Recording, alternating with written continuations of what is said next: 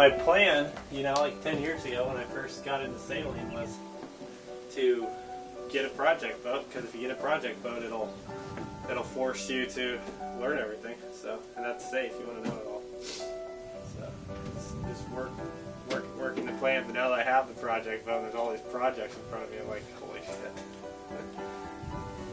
Yeah, just for while they're doing the carpentry work, I can't live on it because they're going to tear out all the. There'll be a bunch of people on here every day doing stuff, and so I'll continue to live on land while they're doing that for the next month or so. And then once it's back in the water and all that's done, then I'll move back on board. It's got a lot of potential. Yeah. Honestly, it's a neat boat. I mean, it is. It's a neat boat. Needs a lot of work, though. From my standpoint, it needs a lot of work. But would I take it on as a project if it was my boat? I don't know. I'm not sure.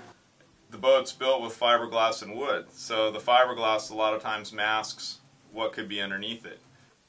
We cut back to a point where we found good wood. You know, we found fairly, serviceable wood, right?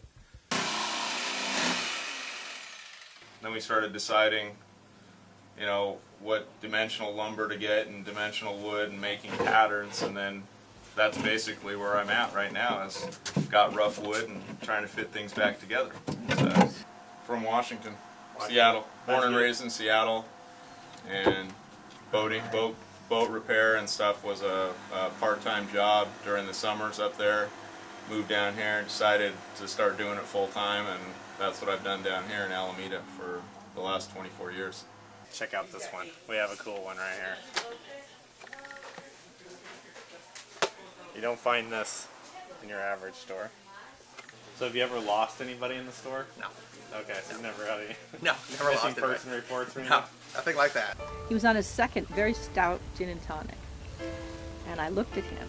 We didn't know we liked to sail. Both loved this sailing thing. And I looked at him and said, "So Dan, let's say we chuck all this, buy a boat, and sail around the world." And we were supposed to leave in 2003, but Dan had melanoma, started on his leg, and in 2003 it was in his lungs. He chose to spend the rest of his life fighting it, as opposed to saying, the heck with it, let's go sailing. And I had to honor that. So that's what I spent the last 5 or 6 years doing.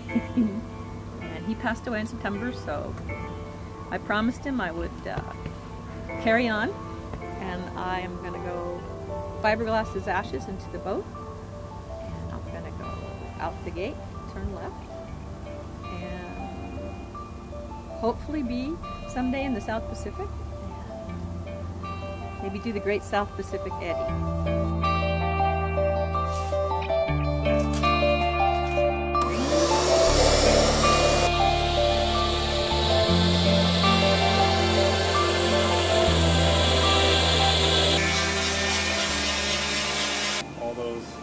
Into the hull are called through holes, and on the backside is a seat cock. And there's 18 of them around the boat, which is a lot for a boat. And about half of them are frozen and need to be serviced. And that's my job.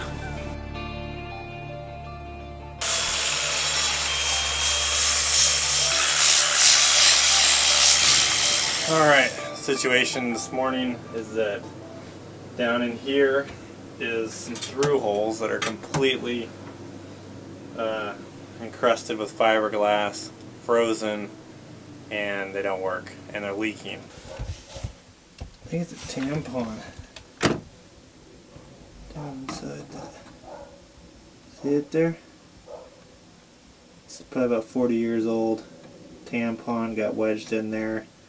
Couldn't shut the valve, then some screws fell in. Whole thing gummed up. Right up in here. Like that. Got a new through hole. And then now I'm painting everything in here. So I've pretty much got the ceiling all painted. And then we put in a new head here, so we got a brand new head. You can see like this, I'm not really, if I was to stand up straight, I would be like this. So that's how I got the paint in my hair. Get a lot of time to think when you're working on a boat. A lot of times you can't even have the radio going, just loud noise. Your ears are ringing, sanding away, thinking about, you know, what's going on in the world, or your own life, or you just kind of drift off into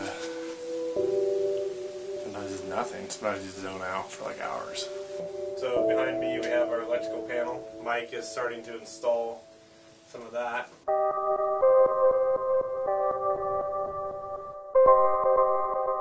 Right now it's June 10th, 2009. We're still at the Grand Marina, and that's in Alameda, California.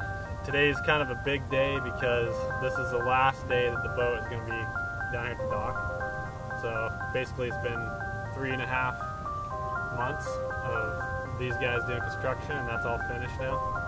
And I learned some lessons here, like you want to get some things in writing.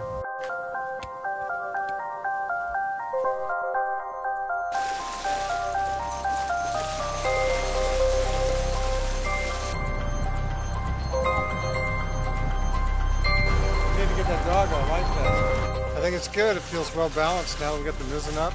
It's like I don't feel any strain on the helm. She's cruising. She's passing up a sloop right now, so that says something. Leaving the sloop behind.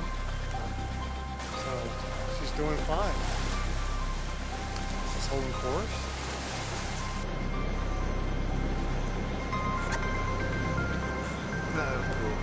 That's cool.